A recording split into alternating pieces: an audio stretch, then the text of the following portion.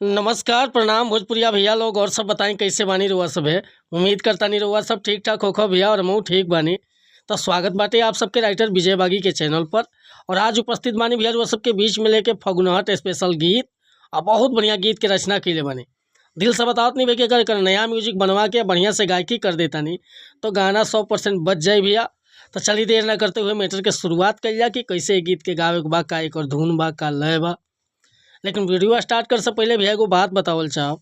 रउआ अगर नया सिंगर बानी आ सिंगिंग में इंटरेस्ट बा, अच्छा मैटर के तलाश में भटकतानी, बढ़िया गीत नहीं मिलत, सही तुकबंदी नहीं मिलत, आपके मन पसंद के मीटर नहीं मिलत, तो भैया अगर हमारा चैनल पर आ गए बानी तो चैनल के सब्सक्राइब कर ली, बेल आइकन प्रेस कर ली। हर रोज़ रुआ के नया नया मीटर सुने के, देखे के और गावे के मिले। काहे कि भैया हम हर तरह के गीत राइट करेला, sad song, love song, orchestra song, धोबी गीत, पूर्वी गीत, सीजनली कोनो प्रकार के मीटर हुआ लिखवावे के बा तो सही तुकबंदी, सही गीत बिल्कुल उचित चार्ज पर हुआ के मिल जाई। व्हाट्सअप के नंबर हम डिस्क्रिप्शन में दे दिले बानी, बेहिचक रुआ कॉल कर सकिले या व्हाट्सअप कर सकिले। आज के गाना देखी कैसे गाओ बाटे, लय पारंपरिक बा, कैसे गाओ बा कि कवन सवत मरले बिया मतिया, सेज पर सुते ना भातार। कवन सवत मरले बिया मतिया, सेज पर सुते ना भातार। सेज पर सुते ना भातार, सेज पर सुते ना। अरे रतिया भरली करवटिया, छछने जियारा हमार। कौन सवत मरले बिया मतिया, सेज पर सुते ना भातार।